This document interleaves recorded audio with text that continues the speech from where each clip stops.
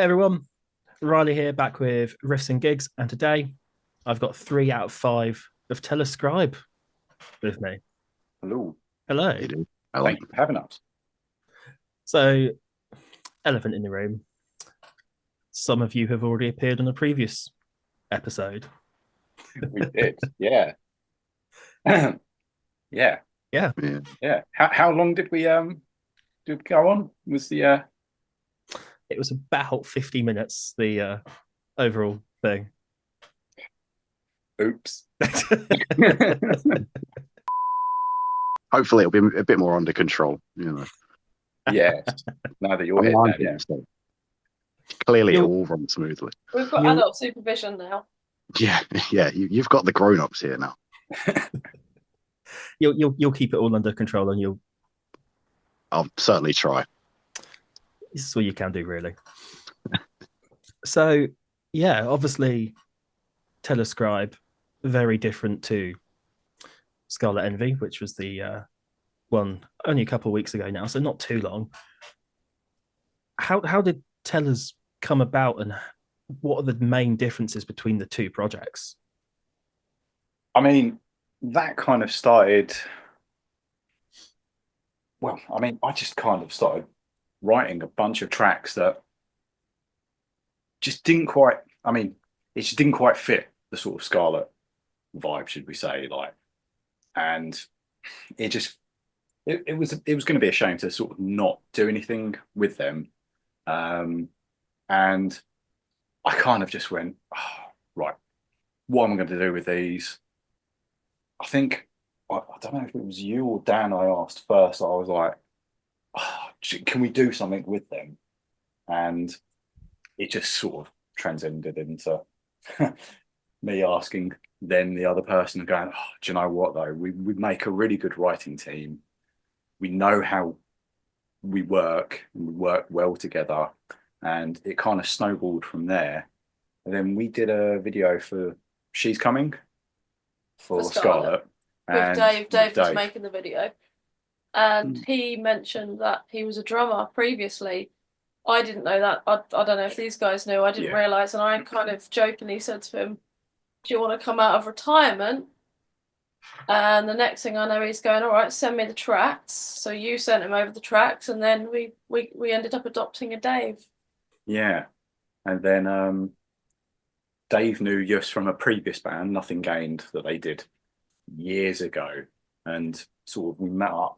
I think it was one of the Metal to Masses shows that we sort of just got meeting up socially, and we all kind of vibed and gelled really well. And then we went to one of the pubs in Hitchin just to actually sit down and just talk everything through. And kind of the rest is history. But yeah, it's definitely very different. So musically, I purposely use a different guitar tuning just to really, really keep things differently. So obviously Scarlet, I use drop A and drop C, and then Tellers, I use A standard. So, the whole sort of fingering is, play the way the approach, I just have to, it makes me work harder to be like, right, how can I actually write stuff that's different? So Lyrically different for Yeah. me as well, because with Scarlet, I want to say it's stuff out of my own head, life stuff, and just general. Whereas with Tellers, it's usually based on some sort of form of a history, a legend, lore, fairy tale stories, some sort of something that's already there that requires a little bit of research behind it, rather than something I'm just sort of making out of my own life. It's quite funny you say that with the low tunings, because I've not listened to, well, generally I've not listened to Scarlet or Tellers and gone, oh, that sounds pretty low, mm, but it is. So that's quite interesting with the way either you write or approach the parts, because you've kind of made a low tuning sound not too low, which is quite cool. Mm. Well, I think that's the thing with the lower tunings. It's not necessarily having all those low notes in there. It's more about what notes you have available to you in those open chords and stuff like that to change your fingering on the neck. Like Mike said, when he writes in A standard rather than drop A, drop A, you're used to kind of playing those bar chords, and there's a lot of that like chuggy, heavy hitting like fifth chords in there. Whereas in A standard, you can get a little bit more creative with, like, all right, I can add some like sparkly notes in there. You end up playing things just a little bit differently, and it adds a bit of a different flavor to it. Yeah, I mean, I think people think low tunings equal just chugging and nothing else. Yeah. So it is quite nice approaching it that way and just looking at it as opening up to those notes. And I think then, as well, the way that you kind of write the harmonies for them as well. I know that Mike and you sort of split between harmonies, and again, both of them occasionally playing in different tunings for certain songs. Like if we're writing in D standard, and you guys, you know what, I'll play it in A standard. It's fine, doesn't matter. Then you've got this kind of weird, disjointed tuning where the harmonies actually get quite creative. They still sound like your standard harmonies, but the way that they're being played and the way that they're being written often, I think, brings out a little bit more in each of them. so with Yus, the other guitarist, is there a dynamic of, okay, you primarily focus on lead, you primarily focus on rhythm, or is it kind of like a shared duty, so to speak? Well, I mean, he kind of came in halfway through the recording cycle of the first album. So a lot of the songs was kind of already pre-written and a lot of the parts were done. So unfortunately, it was a case of, oh, look, dude, here is all the stuff to learn. If you can throw in your own vibe and your own parts, it would be great. But I mean, the newer stuff we're working on now, that is where myself and Yus are working together and being like, right, I've personally, my approach isn't a case of I'm lead, he's rhythm, or he's lead, I'm rhythm. We are sharing it quite equally. I'm trying to get him to throw in a couple of solos because he's a very talented guitar player, and it would be great to actually just showcase it. I mean, I've said to the guys previously, like, it would be cool to actually get some machine head stuff, like the way Phil, and yeah, the way they were working, it would just be great to just do that sort of harmonies, leads, some shred offs, maybe. You know, we'll see what happens. Just bust out like dueling banjos halfway through a set or something, you know. It's so yeah, because obviously it was your first show when I played with you with my old band. That was March last year, I think. Yeah, Correct me if I'm wrong. So again, still quite a relatively new project in terms of how long it's been publicly going on. So what's some of the biggest things since then, since that March debut, that have happened to you guys? Well, we've booked a lot of shows this year, haven't we? We've spread ourselves out a little bit more. So we're going up further. We're going to Sheffield and Birmingham, Northampton. Is it Northampton or Nottingham? Northampton. yeah. Yeah. So we sort of spread ourselves out a little bit more from a gig point of view. We are working on a second album, aren't we? And we've just recently done a cover of Mr. Crowley, which is coming out on the 4th of April. Yeah, and I mean, I've listened to a quick preview of that track, and I think it's a brilliant capture of the song. Was there any discussion to put your own twist on it, or was it always the plan to keep it as close to the original as you could? Yeah, there was definitely discussions of basically throwing our own spin on it. Thing is, it's such an iconic song. I'm all up for people putting their own spin on stuff, but I personally, I had to stay true to a lot of the Randy stuff, like all his solos, all his little bits. I personally I couldn't do it. We agreed that those elements couldn't change. Those solos could not change. The only thing that can change really is me vocally, and everybody else can. Like, we've changed a few things, bit of structure of the song. The version you've heard is not the same version that you will hear, because it's been sort of remixed and mastered slightly different, because the version you hear got deleted No, Riley's heard version 4. Have you actually Yes, heard there the was- current version? It was version 4, yeah.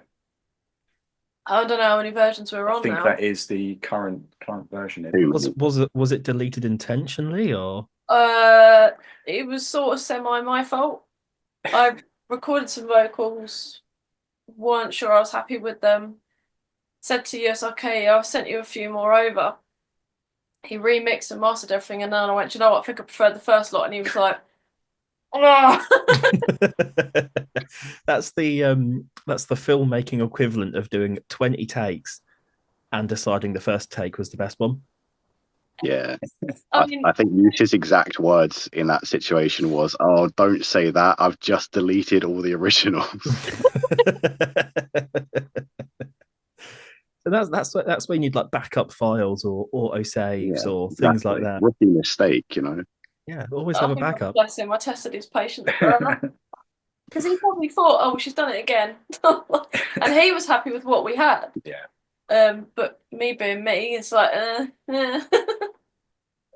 So whichever version I've listened to, was it all mixed and done in house then?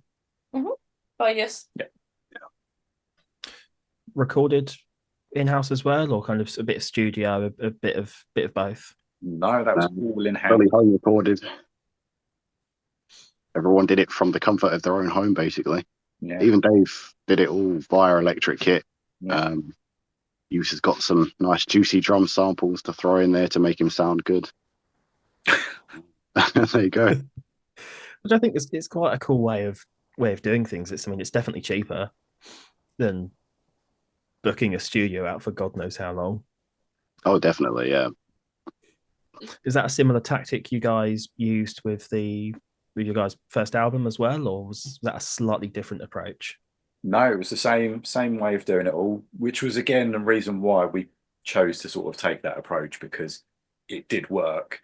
I think the only difference is I actually recorded it here for me at home, whereas the first album I actually went to Yus's and sat with him and recorded the album 2 times. So yeah, that was the only difference. But I think for the next batch of album, I'll probably do that again, more so because he's more patient than I am. I'm not going to lie. I sit there and I just hammer away until I get really frustrated. And then I'm like trying to focus on watching the screen and like click away. I mean, Dan can probably tell you're doing it himself. He's like, right. But I'm just not really technological. I'm not going to lie. I just play guitar. You just play the guitar, make it sound good. Someone else can push the buttons. Yeah. Well, I don't know. I've got talent enhancer on my quad cortex, so you know. Doesn't work. Doesn't work. There's still jazzy notes. I won't lie. There's jazzy notes. As long as nobody hears them, it's fine. No, we have in-ears now. We hear them. Yeah, hear them all. It's great. So as long as we don't hear them, it's fine.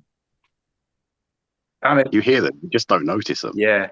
That's the beauty of it. You know, we can play all the jazzy notes we want, unless people have heard the songs before and they go, "Do you know, that wasn't right?" Then it's fine. So we play all we want.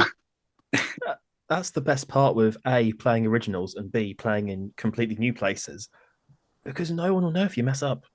Yeah. Like, how are the people of Sheffield going to know that we played that song completely wrong? They're not. Look They're just going to think, man, these guys are bad.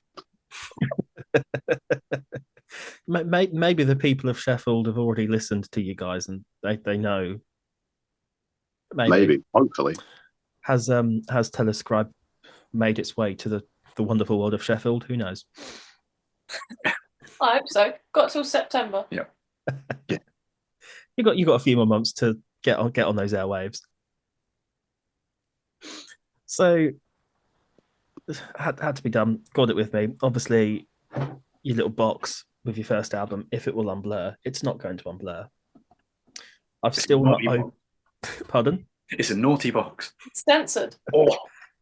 I've still not opened whatever is in this little booklet envelope thing. Have you not? I've not. I don't want to break the seal. Oh, we're going to have to find a copy for you just so you can read what's inside. I don't want to break the seal. Oh. How did that idea for the box come about? Because I think is genuinely one of my favorite physical That was CDs I've seen Dave, for a long wasn't time.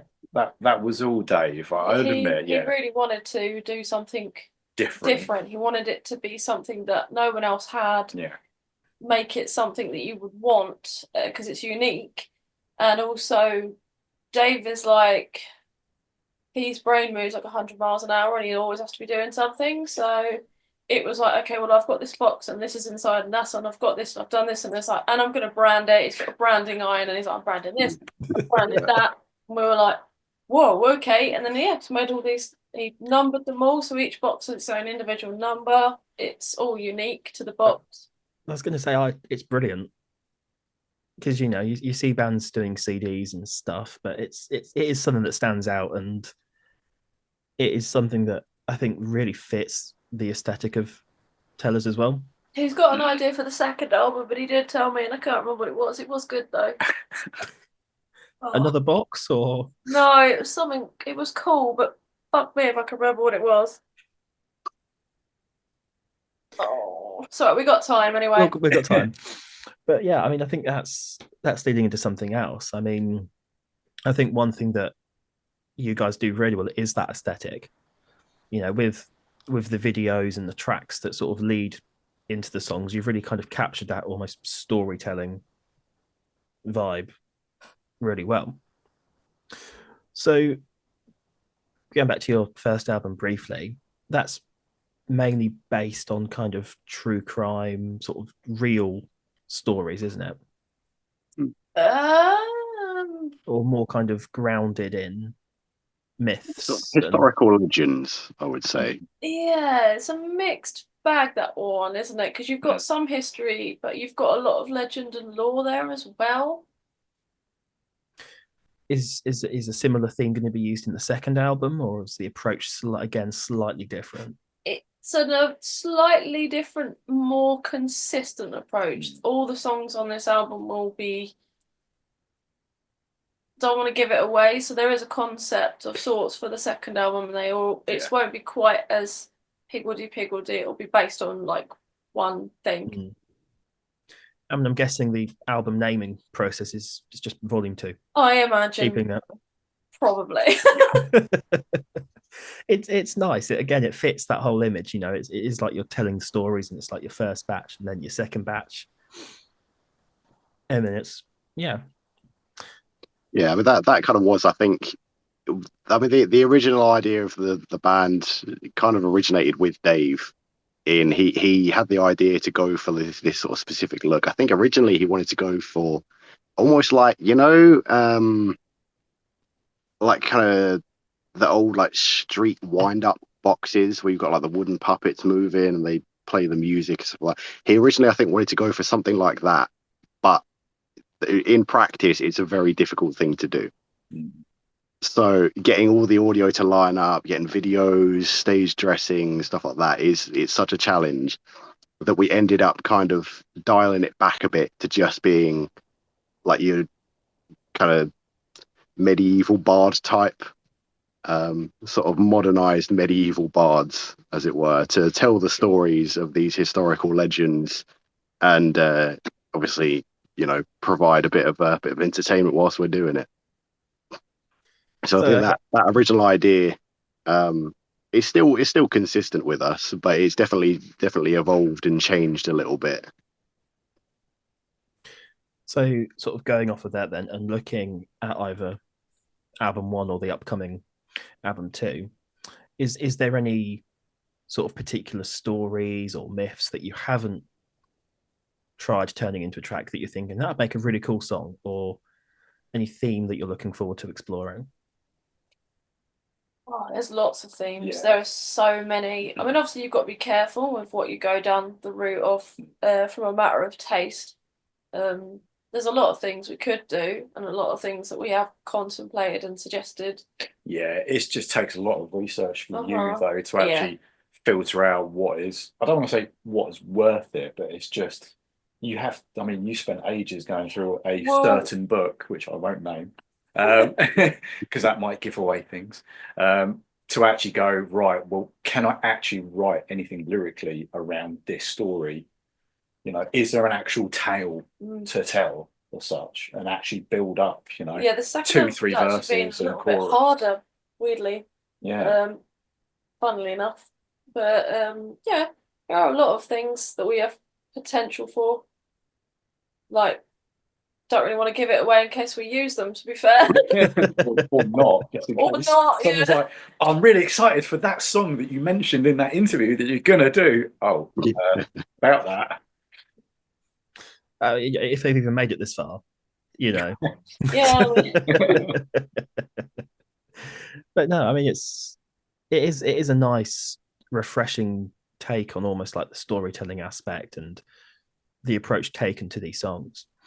So I guess for you, Kim, again, kind of comparing back to your approach to writing songs for Scarlet Envy, do you find it easier or harder almost using pre-existing material?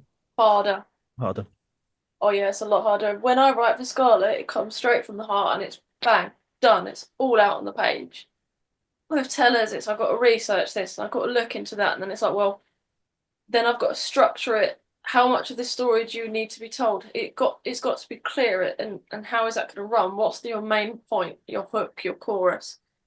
It's harder, and especially when there's not necessarily a lot of information.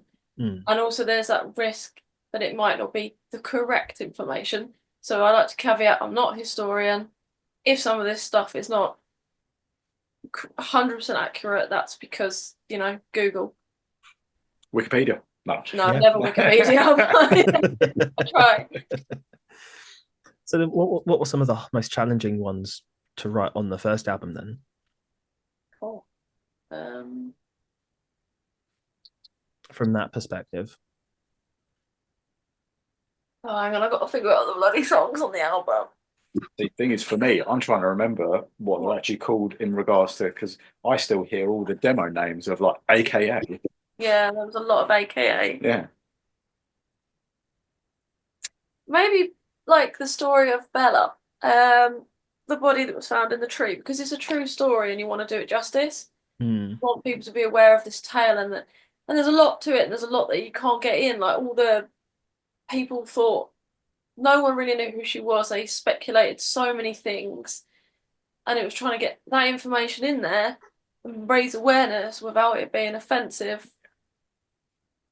And I guess some of the older stuff, again, you've got to be really careful not to be offensive. Yeah. And then kind of looking at album 2, not necessarily lyrically or thematically, but musically, is there anything that might be surprising, or are you working on anything that might come as a surprise? Good question, actually. Is definitely, I mean, I think some of the riffs and stuff that I've sort of come up with is a bit more maybe heavier, maybe lends to some fast feet work by a drummer. I'm always trying to, as a guitarist for both bands, I'm always trying to push my boundaries. I'm trying to do things that are out of my comfort zone, and that includes riffs. And I think some of the stuff I have put forward so far is definitely, it's something that I personally don't normally write. Some of it's a bit more doomier, some of it's a bit more slower, and then you've got other bits that are definitely some like faster, thrashy riffs. Yeah.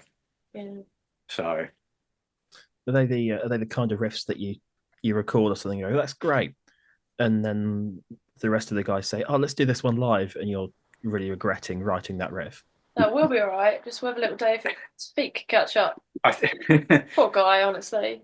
I think sometimes that's why I dial back the BPM when I do a recording, because I know when we come to play it in rehearsal or live, I know to expect it to be a lot faster. That I'm like, oh look, this is more comfortable. Excellent. Ends up turning into some like super punk song or 200 BPM or something. Sounds about right. So I guess my last question for you is, obviously you've got Mr. Crowley, your cover of Mr. Crowley coming out. When's that coming out again? 4th of April. And you've got a couple of videos. You've got a couple of videos accompanying that, I think. Have you got one video now? got one video? Yeah. Is that coming out on the 4th as well. Yes.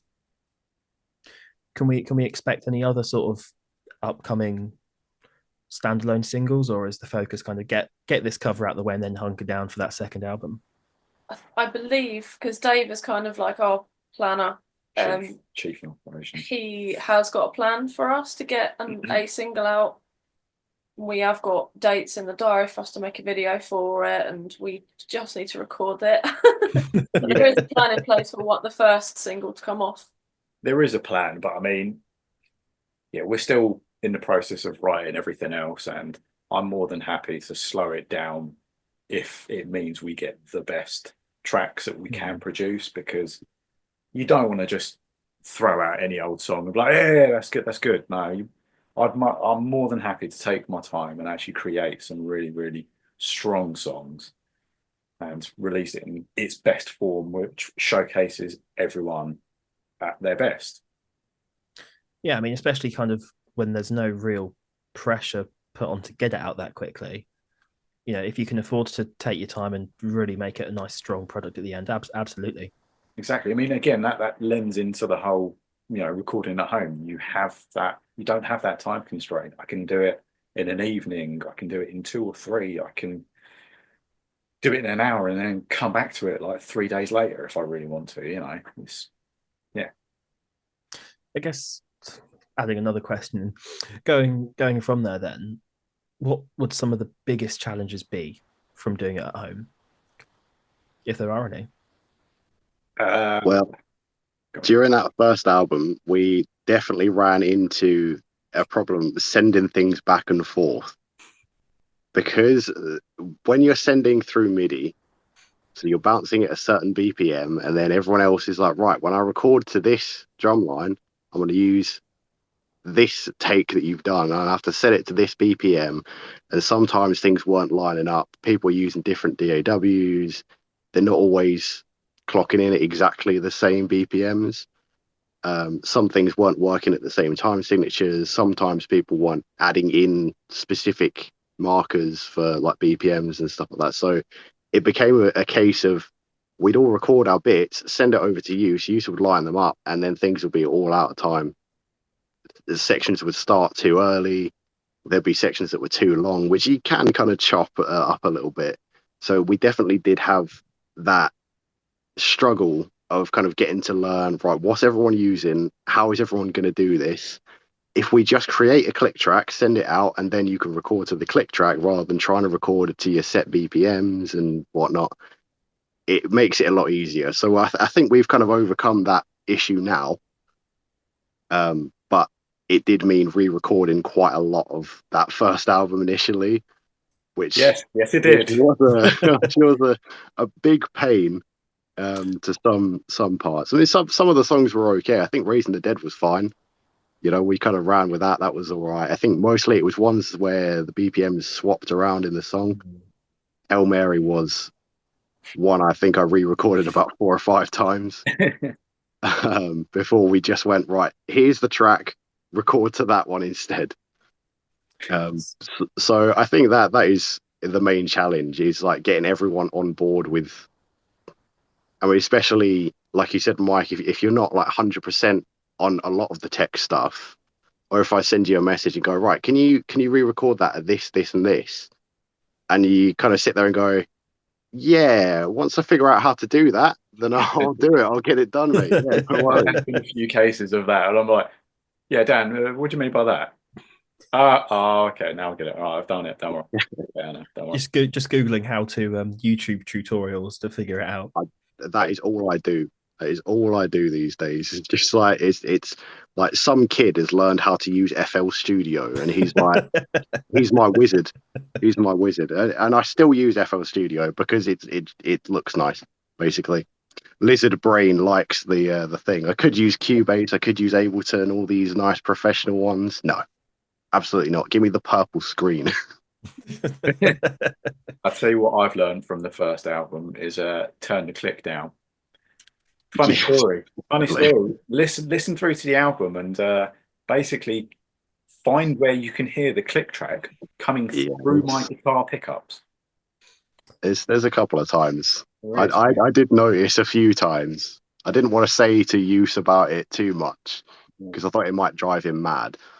Yeah, I But don't think we there can. is definitely a couple of tracks in there. Yeah, I'm going to have a listen as You soon as will. I've come off of this. I expected a message later to be like, found it. I was like, which one? That was fun trying to record vocals to that going. Yeah, and you hear in the What background, is happening? it's like, Is it a really subtle click, or is it one of those really obnoxiously loud ones? oh, it's quite audible. Yeah. Or at least I think it's quite Because we audible. know it's there. Because I know it's there. So I've listened to it a good amount of times, and I've not heard it yet, but I didn't know it was there. I think you will now that you know. So now that I know to expect it, you're like, there it is. So yeah, fun fact. oh, Easter egg. Easter egg. Yeah. Just say it was intentional.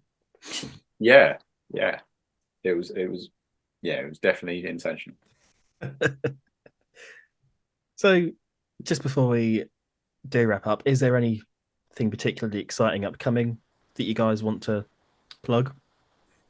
Or anything? Oh yeah, Breakfast in Thetford. Yes. Both Scarlet and Tellers Scribe are playing on the Saturday the 19th 19th? of April. So yeah, it's in It's in Thetford. I can't It pull the is. calendar up. It's the 19th. It is, yes. Yeah, 19th of April. It's the Saturday. See, Dan knows. He's the. I only know because I had to go through and book all of these off of work. I've got my year planned out completely now. No more gigs for you then, apart from these ones. Yeah, please don't add more because I've only got so much holiday. I think we're booked right up until November now, aren't we? We are Yeah, definitely no. November, yeah. Just excellent. Anything else, or is kind of Breakfast the main? That's the main one, I at the think. minute. I mean, there's gigs all through the year. You can find it on all the socials and everything. There's posts up all over the place. Look for the flyers. Yeah, look for the fly.